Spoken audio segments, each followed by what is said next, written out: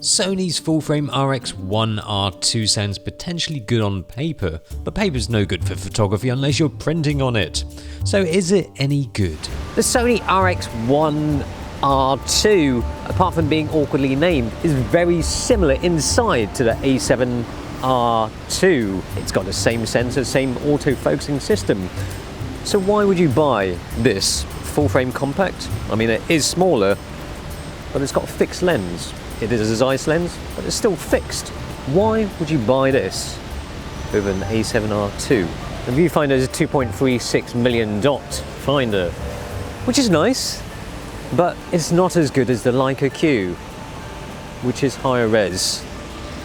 But this is not Leica review, so...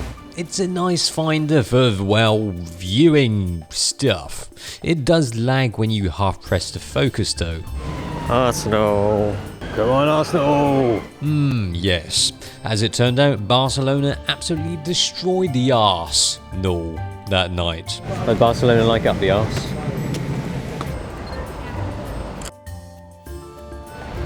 Yoda. And two Yodas. Which one's the real one? Well, none of them are real, because it's sci-fi, which means it's fictitious. There's one thing that really irks me is that sometimes you don't realise it. You've accidentally knocked it to macro mode. You do it by this little ring here. Raise the camera to your eye. Oh no, everything's bokeh! It's unfortunate that there's nothing on screen that actually tells you that it's in macro mode. There's no alert, douchebag, it's in macro mode. Love the shadows here. No love for that distortion though. Not really awful and easy to correct, but still noticeable. But we're not here just to shoot this kind of stuff. We're here to join a tour, apparently. Ah, yes. No, not really. We're here for London Fashion Week, which is why I'm dressed like a twat. But there is a finishing touch. Trends Autumn-Winter 2016-2017. Tartan. Oriental style. Sorted. Cape. That's the Chinese mill house there. I did my research, hence topping this ensemble off with a tartan granny blanket cape thing. A bit of tartan capage. It's like I'm being like some kind of bondage stuff. Is that arm work? I have to get my camera out.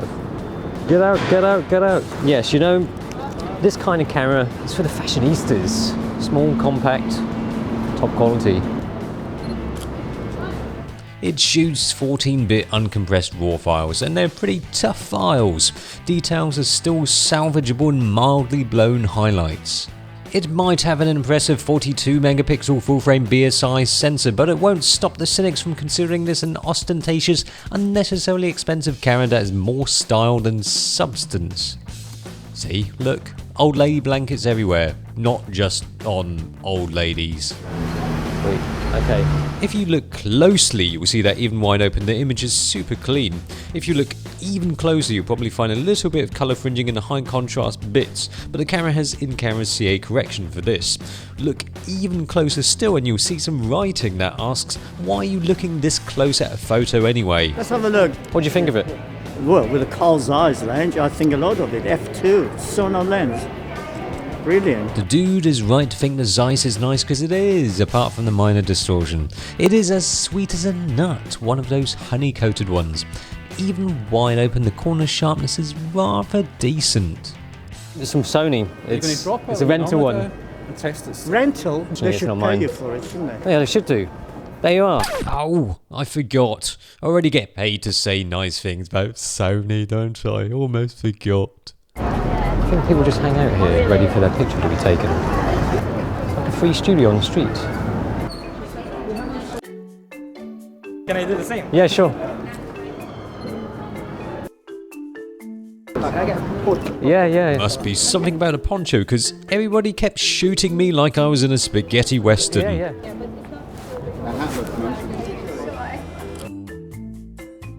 Can I take a picture of this film skate mode, please? Yeah, sure. She's not this tall in real life. Okay, thank you. Yeah, sure. No problem. Where would you like me? Yeah, my pose is a bit wooden. But check out this guy, he seems to have all the moves.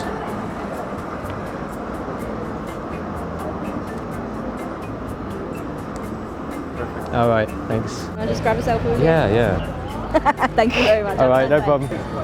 Oh, that was tiring. I didn't expect that. Anyway, the camera. Yes, the camera's pretty good.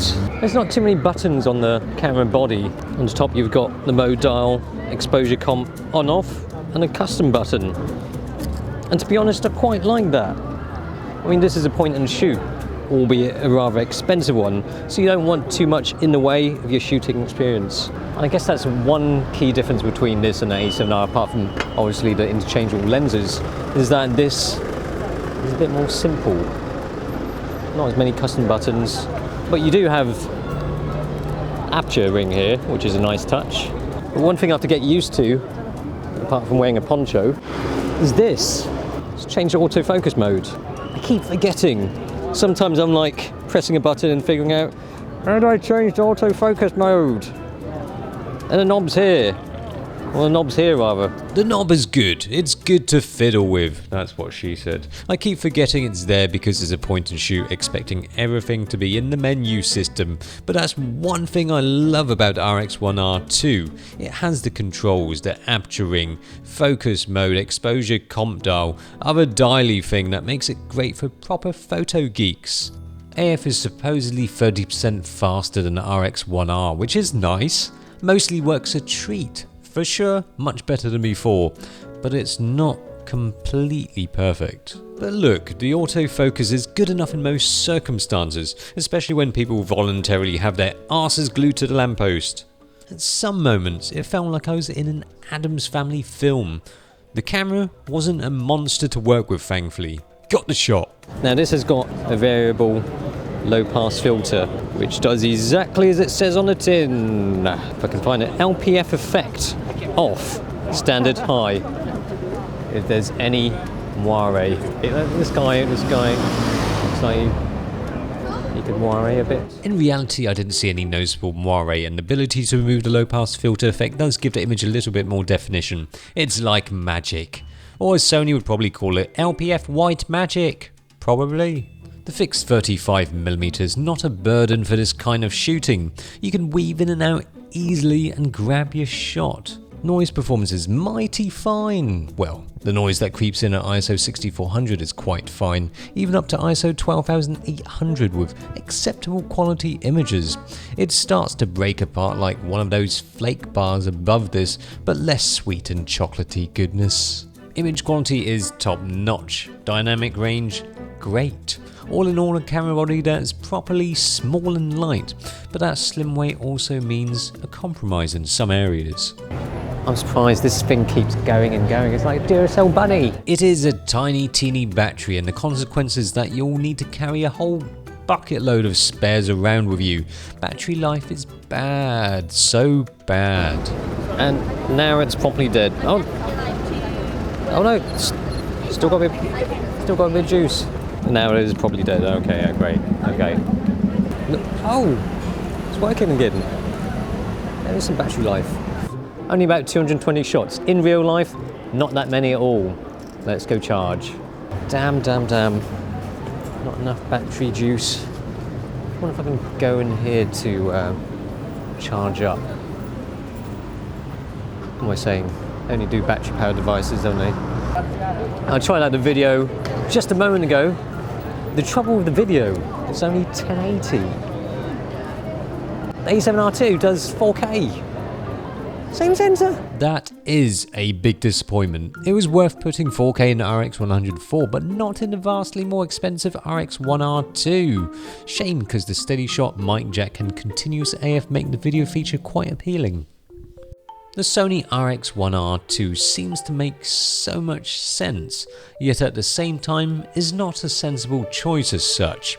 It costs a fair bit of money for a fixed lens point and shoot, and you can get a full frame DSLR or mirrorless for around the same price. But why do you have to get that? Why do you need to buy something just because it has more flexibility? Why everybody's going on chairs? I've got a tilty flippy screen. The RX1R2 works because it is the bare essentials. with maximum image quality.